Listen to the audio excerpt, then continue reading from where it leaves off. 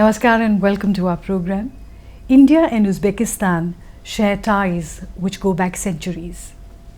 So much so that these ties are mentioned in ancient Sanskrit and Pali texts, including the Mahabharata. To talk more about this deep friendship that India and Uzbekistan share, we are delighted to have on our program today His Excellency Mr. Farhod Arziev, the Ambassador of Uzbekistan to India. Excellency, welcome to the program and thank you for allowing us to shoot this program at the embassy with this wonderful cup of tea, which is such a wonderful tradition of Uzbekistan. You're welcome. Of course, this is part of our hospitality. When you go to Uzbekistan, the first thing of invitation would be, let's have a cup of tea. So we have a very strong tea culture. Very much like India. Of course, it is very natural, I would say, since our two countries, our peoples, we have a lot in common. We have a common history, common culture, common traditions, and our mentality also. We have a lot of similarities, and it is because for centuries we have shared a lot of things. But we had very extensive interaction, people-to-people contacts. I think that's why these commonalities are very much natural for Uzbek and Indian people. In fact, in some of the ancient Indian Sanskrit and Pali texts, we find mention of parts of Uzbekistan, ancient Uzbekistan. Is there any mention of India also in any kind of literature in Uzbekistan? Of course, the famous, one of our famous world-known scholars, Al-Biruni, who came all the way from Uzbekistan to India to write the book of Hindustan. And this is how the information about India spread across our region and beyond. So, and also, of course, in our history books, we have in many occasions, the cross-cutting point, the points with Indian history. If we talk about Kushan Empire, for example, several thousand years back, and we shared also this, as a common kingdom, and so we were part of the same kingdom in history, weren't we? During the Kushana period, of course, and also if we talk about the Great Silk Road, Indian merchants traveled through Bukhara, Samarkand, Tashkent, to the rest, to the other parts of the world to do business. So these, therefore, for example, when I talk to people here, when I talk to them about Samarkand, about Bukhara, about Tashkent, it's almost everybody knows about these cities, and it, to be honest, it is the big advantage, cultural advantage of for us, for our to further strengthen our the people-to-people contacts and to build up the cultural activities and other things, because when you have this platform, it is a very strong foundation on which you can put new elements. So from that point of view, it is a big advantage for us. Tamerlane and Babur, of course, hail from Uzbekistan, and great poets like Mirza Ghalib and Khusro also have lineage that goes back to Uzbekistan. You are right, of course. We through Timurids and through Babur and Babur dynasty. We have also we share a lot of commonalities with India, and of course Babur and his dynasty, they have contributed a lot to culturally and to the development of the country, and they have created a lot of the masterpieces of architecture, yes. Including this Humayun tomb we can see in Delhi, yeah. Or Taj Mahal, of course, in Agra. And yes, of course, you rightly mentioned about Mirza Ghalib and even the Amir Khusrav, and they also their roots go back to Uzbekistan. This is again it brings me to that point where we are very much proud that Uzbekistan in India, we have so close and we have so deep history of friendship. We have emotional ties, and we are happy that these traditions of friendship are taking new heights at present also.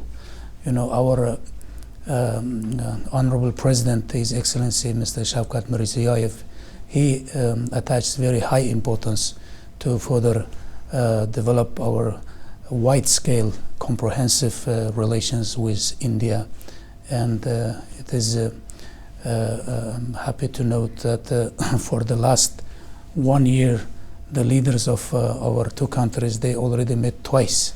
Yes. Last year in June, and this year also in June, within the framework of Shanghai Cooperation Organization. And also for the last year, we had a very extensive exchange of delegations at various levels. And the foreign minister of Uzbekistan visited India twice. And next week, the foreign minister of India is traveling to Uzbekistan. And also mid of August, we have a Minister of Commerce and Industries of India, Mr. Suresh Prabhu. He's heading a big delegation to Uzbekistan, where we will have a Uzbek-Indian Joint Commission on Trade and Economic and Scientific Cooperation. We will have a next session, and also we are expecting a big delegation of businessmen from India, and to have the joint business forum, and also to show them the business opportunities in Uzbekistan. After Uzbekistan gained independence in 1991, the potential for trade, especially bilateral trade, has opened up in a very big way. Trade and economic cooperation is the very important area of our bilateral relations. But I must admit that the level of bilateral trade is not to the potential of our two countries, what we can achieve.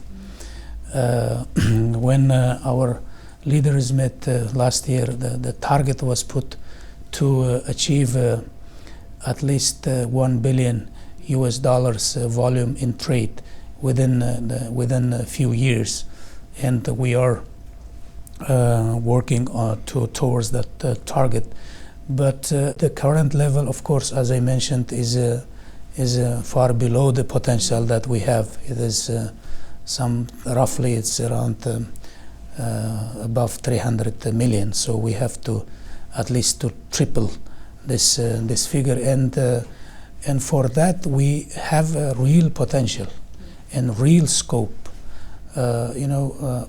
If we talk about trade, Uzbekistan can supply, can ensure the long-term supplies to Indian market, the products which is in high demand here, including agricultural products, fresh fruits and vegetables, dry fruits, chemicals and fertilizers, and non-ferrous metal, and cotton and silk yarn, and also some textile products, different electronic products or other products which is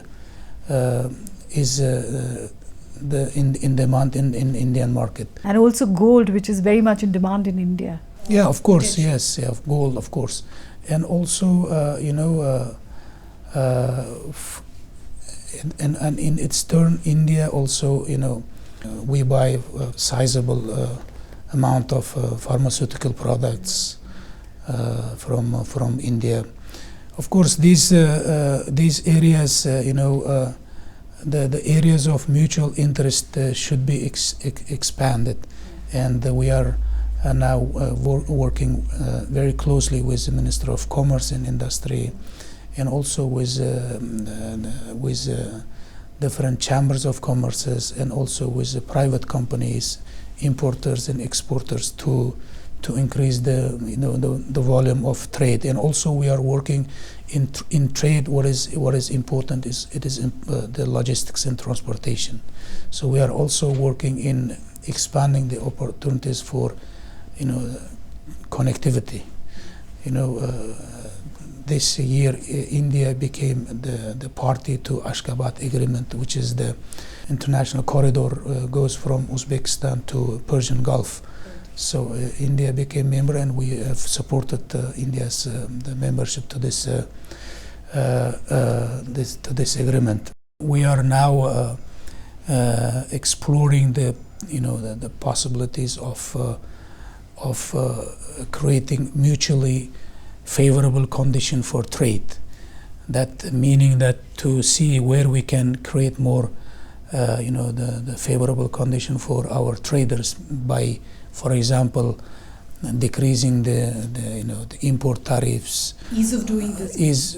Of course, and that's also, and also if we talk about the bigger areas in investment,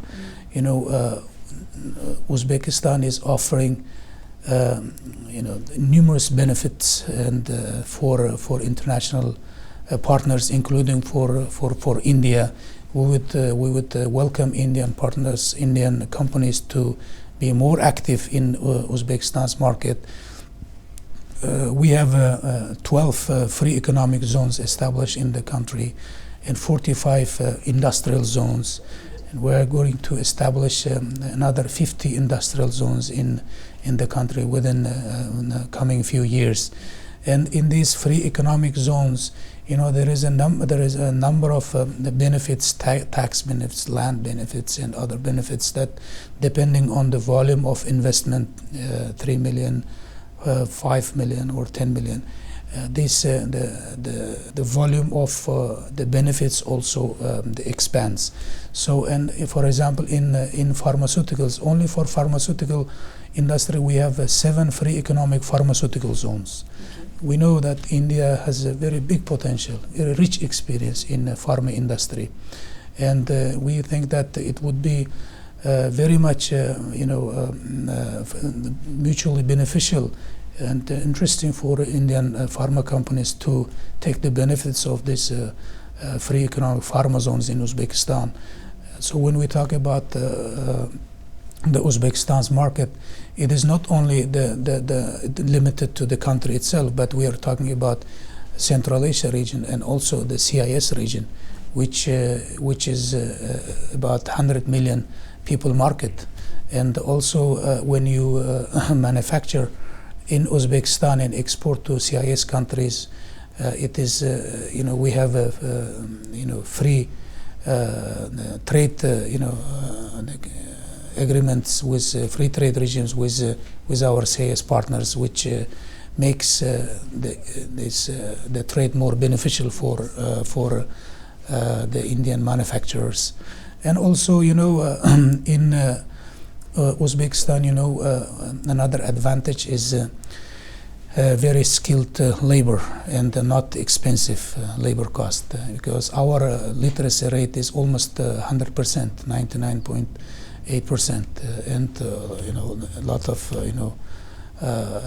the workforce is available, skilled workforce, and also, of course,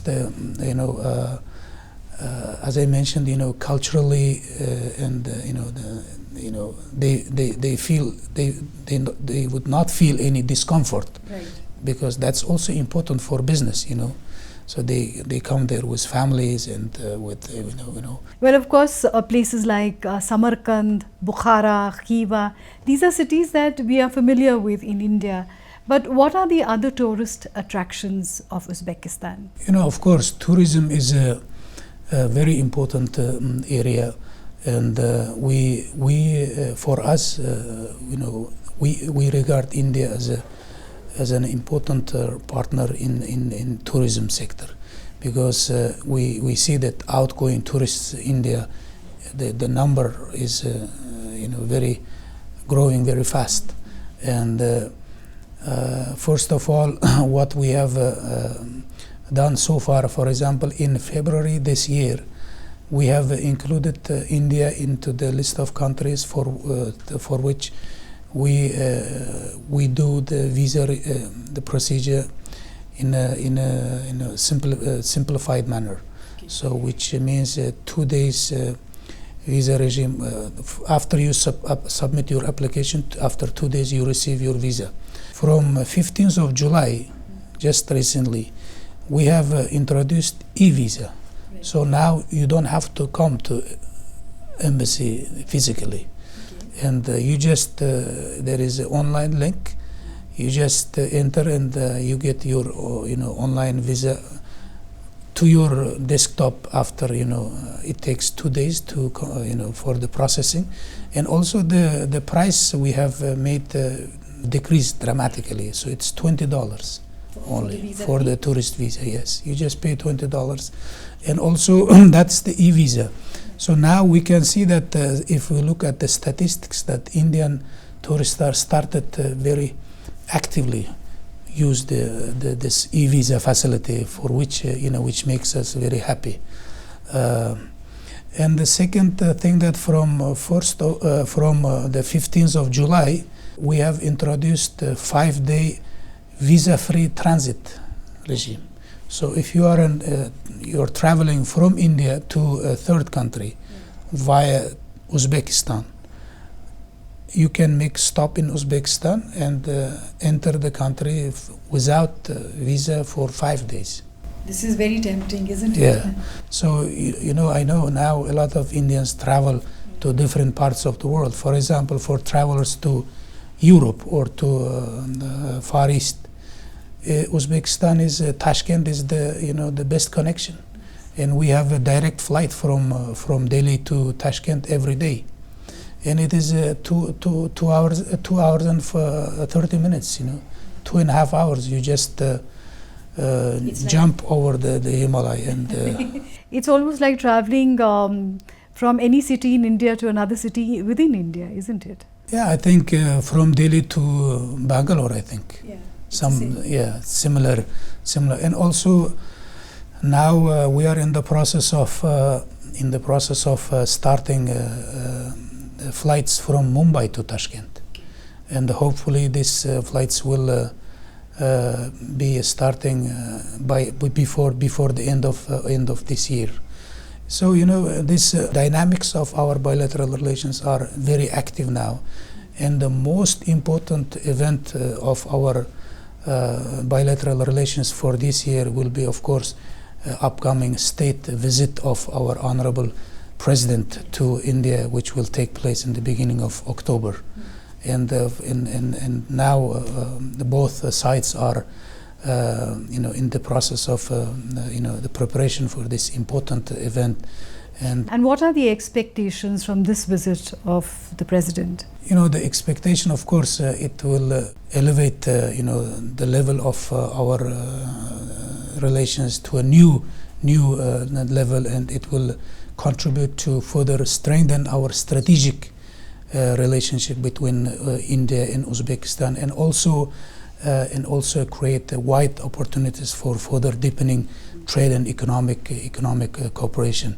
So from both sides, we have very good, the preparation and very high expectations, and I'm sure that it will be a very historic visit. We know of cities like Khiva, Bukhara, Tashkent in India. What are the other tourist attractions of Uzbekistan? You're very right. We can call it heritage tourism from the heritage point of view or cultural point of view, history. Uzbekistan is top tourist destinations for heritage and culture history tourism. Of course, Samarkand, Bukhara, Khiva, they are Tashkent. They have a very ancient history. Besides, the heritage and historical part, of course, we have a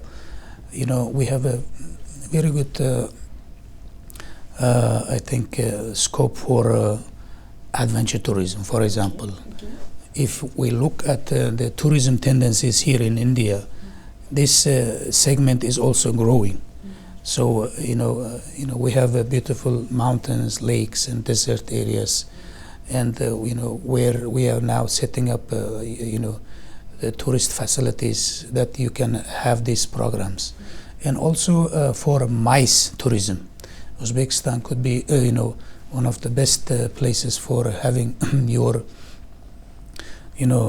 conferences. We have the facilities, and it will be like mixing business and pleasure. So you can have your conference in Samarkand and also at the same time enjoy the ancient culture, ancient buildings of the city. And also we are offering incentives for Bollywood tourism. Bollywood is very popular in Uzbekistan, isn't it? Of course, yeah. Bollywood is very popular in Uzbekistan.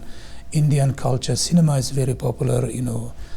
For Uzbek families, the names of, for example, Raj Kapoor or Amitabh Bachchan, Hema Malini, Mithun Chakraborty, Rishi Kapoor, Shah Rukh Khan, they're all familiar and very how to say, it's Indian the movies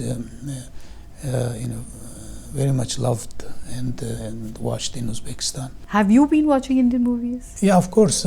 From my childhood, I can remember, and until now, I really enjoy watching Indian movies. But of course, at this period, because of workload, you don't always have time. But whenever there is a chance, of course, I try to enjoy Indian movies. And also, Indian movies, of course, are known for their songs. Do you have any favorites?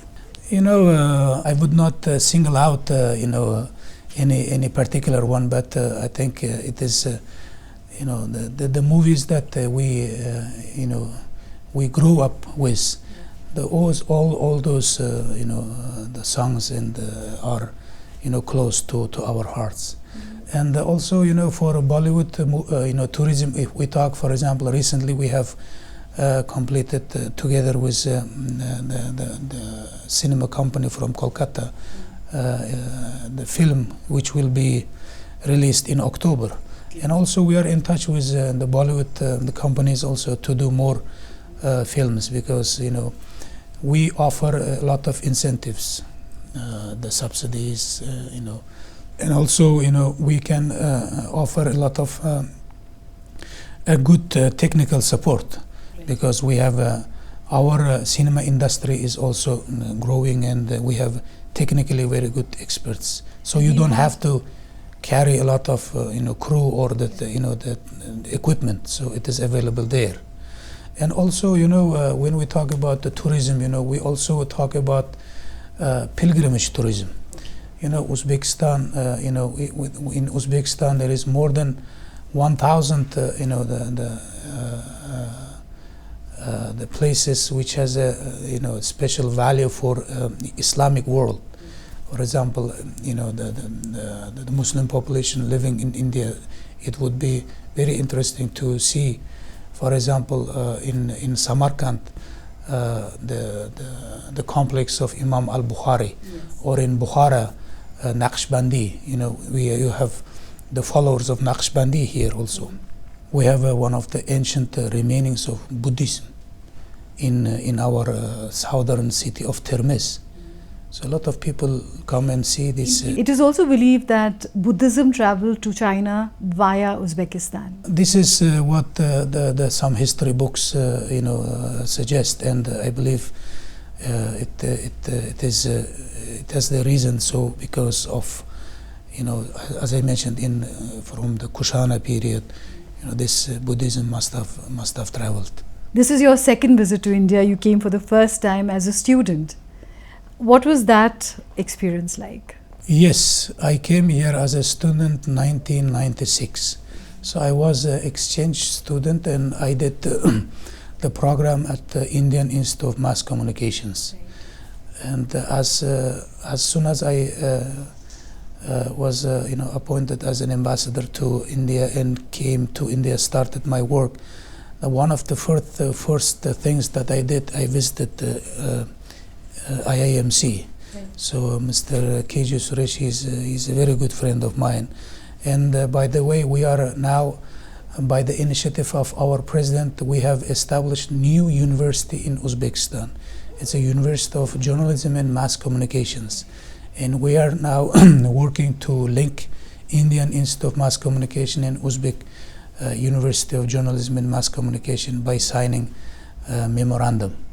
And this IIMC has a very good, strong potential and rich experience. Actually in IIMC, a lot of Uzbek journalists benefited from IIMC courses. They came, attended 3 months courses, 6 months courses, and a lot of them now successfully working in our mass media industry. And also, when we talk about culture, we are also working on making some projects like to have twin cities or sister cities. We are now working on making Delhi and Tashkent, 2 capital cities, making twin cities, and Hyderabad and Bukhara, and also Agra and Samarkand. When we talk about Agra and Samarkand, these are Silk Road destinations. Right. So we can jointly promote this program and this tourism route as a Silk Road destination. The other commonality, of course, of the Silk Route is the food. Of course. The cuisine and the language. Yes, of course. If you look, in Delhi, one of the top restaurants called Bukhara. Yes, absolutely. Which comes the name from the city of Bukhara.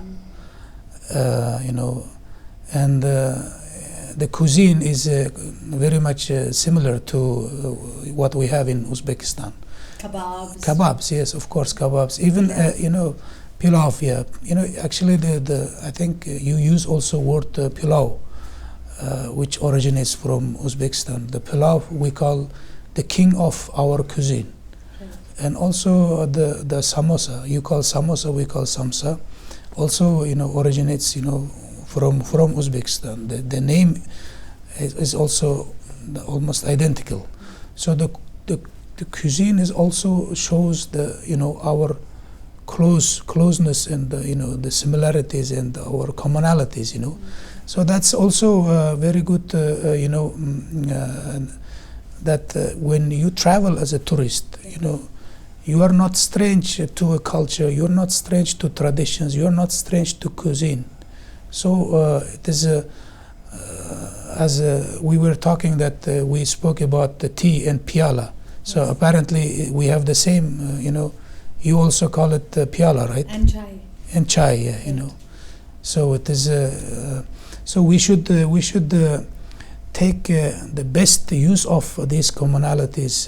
This our common, the strength to make our peoples more closer to each other, to make people-to-people contacts more active, and to expand, our tourism, flows for both ways, and also, of course, to expand our trade and economic relations.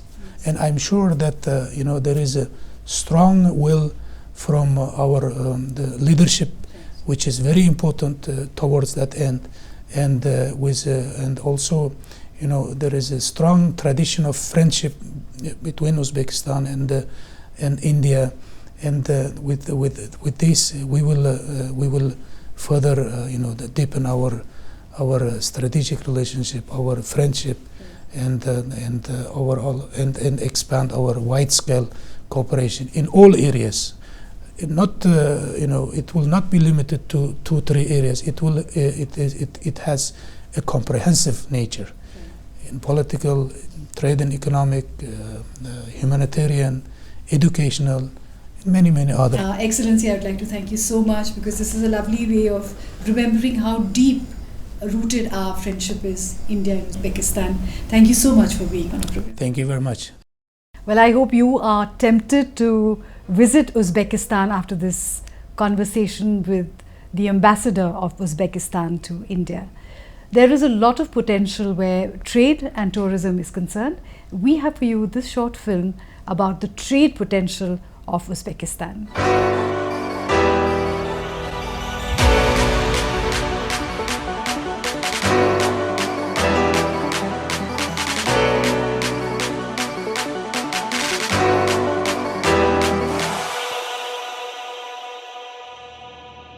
The economy of the Republic of Uzbekistan is one of the most diversified in Central Asia. In the early years of independence, the primary product for export was cotton. Therefore, the cotton share comprised almost 60%.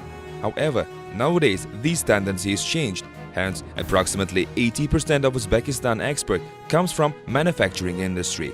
For the past decade, food industry demonstrated the highest growth by 14.1 times, automotive industry 12 times, petrochemistry 11.7 times, and textile and leather footwear industries by 5 times.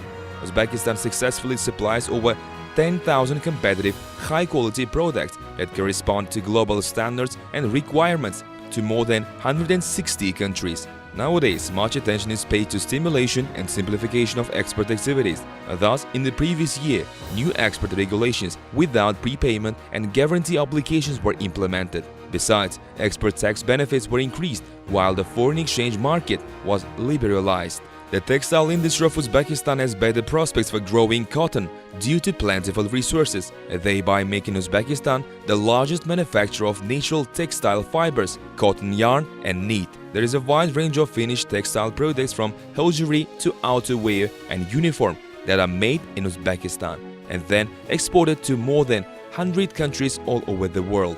Leather and carpet production plays an important role as a separate area of textile industry. There are large joint ventures with the world's leading companies manufacturing high-quality textile products in the country. Uzbekistan is the sole full-cycle manufacturer of cars and commercial machinery in the Central Asia region. Thus, the annual capacity of cars accounts for more than 300,000 units. Furthermore, Uzbekistan manufactures a wide range of municipal, special and agricultural machinery, including garbage collectors, irrigation machines, ambulance, tractors, trailers, combine and cotton harvesters. The large-scale measures directed to developing food industry enable to establish the production of almost all kinds of food products: milk, meat, confectionery, sugar, fat and oil, tobacco products, beer and non-alcoholic drinks. Uzbekistan occupies world's leading position on export of fresh and processed fruit and vegetable products, dried fruits, melons, legumes, which are exported to over 80 countries. An increase in the agricultural production volume facilitates a systematic development of the processing industry. Approximately 10,000 of operating enterprises produce more than 3,000 types of food products. There are good prospects regarding the interaction on the supply of cable and electrical products and equipment.